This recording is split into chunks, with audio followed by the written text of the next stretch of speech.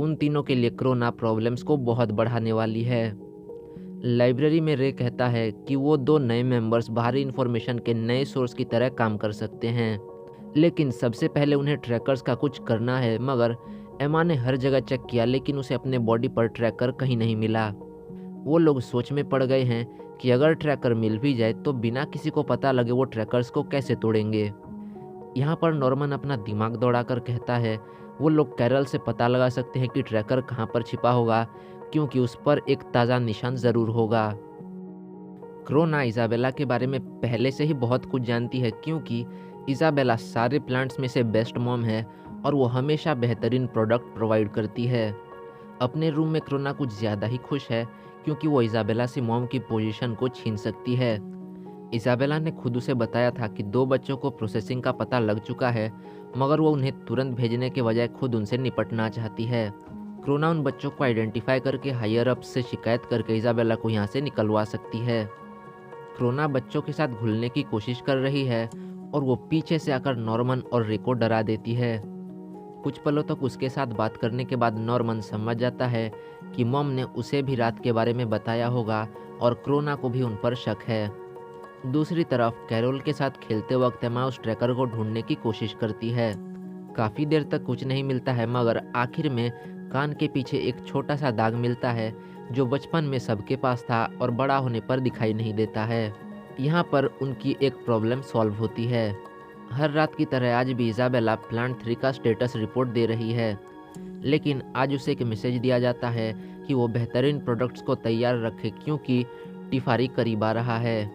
हम देखते हैं कुछ डीमंस मीटिंग कर रहे हैं और वो भी चाहते हैं कि उसको सबसे बेहतरीन प्रोडक्ट्स दिए जाएं।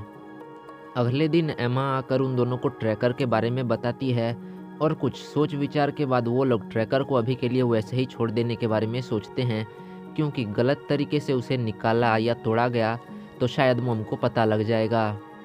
इसके बजाय वो लोग एस्केप प्लान पर ध्यान देना चाहते हैं, मगर बच्चों को यहाँ की सच्चाई पर भरोसा नहीं होगा, क्योंकि वो सब के सब मॉम को बेहद पसंद करते हैं। एमा सजेस्ट करती है कि वो लोग टैग खेलने के बहाने बच्चों को ट्रेन कर सकते हैं। एमा उनकी फिजिकल एबिलिटीज़ बढ़ाने में हेल्प करेगी और हमेशा की तरह नॉर्मन इड बनकर सबको ढूंढेगा, मगर रे सारे बच्चों को नॉर्मन से बचने के टैक्टिक्स बताएगा। खेल खेल में सब कुछ सीक्रेटली निपट जाएगा, लेकिन उनके इस प्लान को सिस्टर क्रोना जल्द ही भांप लेती है। वो आकर उनको 20 मिनट के लिए टैग का एक गेम सजेस्ट करती है जिसमें वो इट बनेगी। गेम शुरू होते ही क्रोना बहुत तेज़ी दिखाती है। वो फिजिकली काफ़ी फिट है और सबसे पहले छोटे बच्चों को पकड़ने के बारे में सोचती है। उन्हें बाहर निकालने के लिए वो पत्तों पर कुछ डिज़ाइंस बना देती है।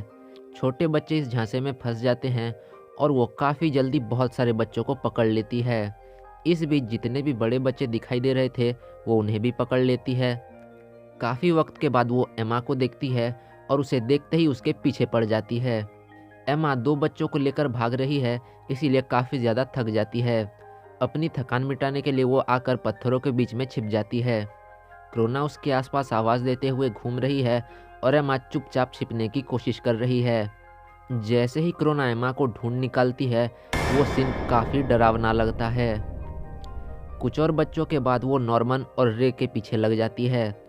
वो दोनों बचने के लिए अलग हो जाते हैं और वो नॉर्मन का पीछा करती है। वो सोचती है कि वो नॉर्मन को पकड़ लेगी, मगर वो ज़्यादा शातिर निकलता है और उसे चकमा दे देता है।